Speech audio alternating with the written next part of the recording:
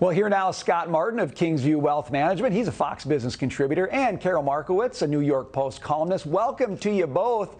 Scott, you got the economic advisor to the president saying, you know, inflation is really unacceptable right now, but I don't think we can say we got a recession going on. Scott, are you as optimistic that we're not in a recession, or are we already there? Scary statement by Bernstein there, Brian. And I'll tell you what, I mean, the data says I think we are. And I think that's basically a Q1 and Q2 thing and maybe into Q3. So he's going to be proven wrong.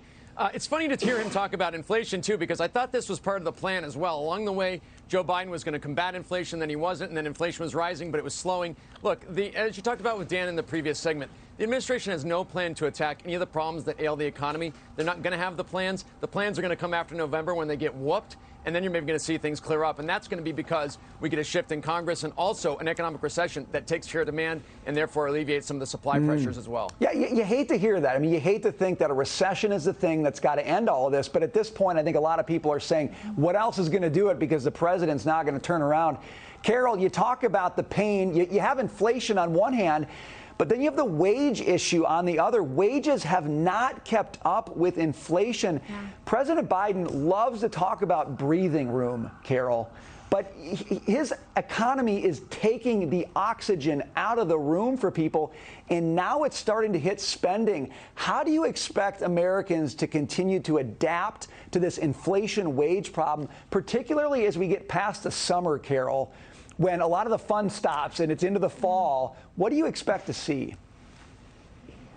Yeah, I think a lot of Americans are hurting, and I think this administration is really out to lunch and doesn't pay any attention to any of this. It's been such a long time of them saying, you know, inflation isn't happening, or this is not our fault is a big common one. This is the Putin price hike. This is the, you know, Donald Trump issue. It's always somebody else's fault, and it's funny because it's never somebody else's credit that unemployment is low. That somehow is still their doing.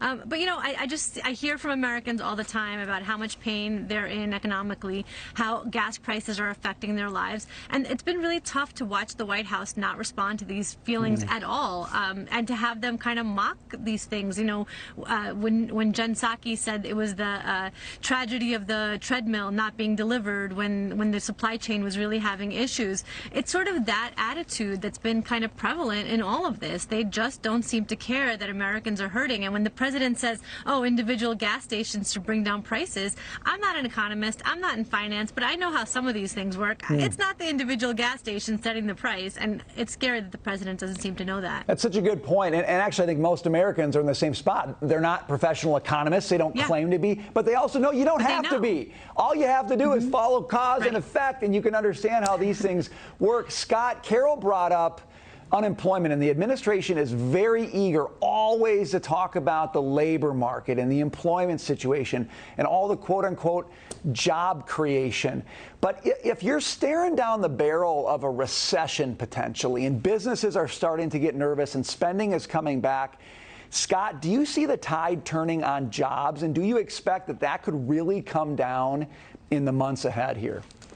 I think it will. We're already seeing the layoff announcements take place. And I'll tell you, Brian, they've got a nice job market, but they have a labor supply problem. And so that's because of obviously government policy along the way during COVID. So they need to clear that up. And obviously, we're putting a lot of pressure, too, on the employers to give benefits, give higher wages to a lot of the employees that don't want to work anyway. So therefore, you've got to kind of square that circle and get at least a lot more people back to work to alleviate some of these supply problems that we have in the economy.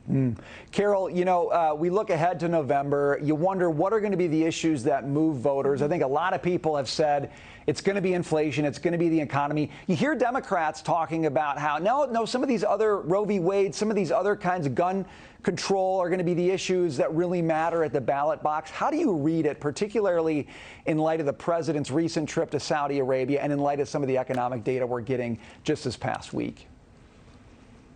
Yeah, I think Americans are going to be making a very economic decision.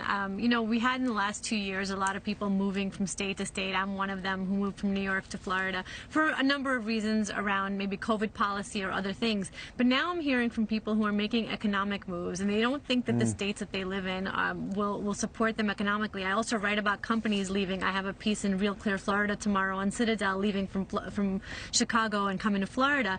Things like that are really monumental in the next few few months and over the next year to see where things are going. But I really do think that people are making sort of more economic change in their lives because they don't see a better future, because they're worried about the future. And again, I don't see the White House speaking to that at all. You make a great point. We always talk about voting at the ballot box, but voting with your feet, and businesses voting with their investment dollars can move mountains, and we're seeing that right now. Karol and Scott, we got to leave it there. Always great to see you both. Thanks for being with us. Thank you.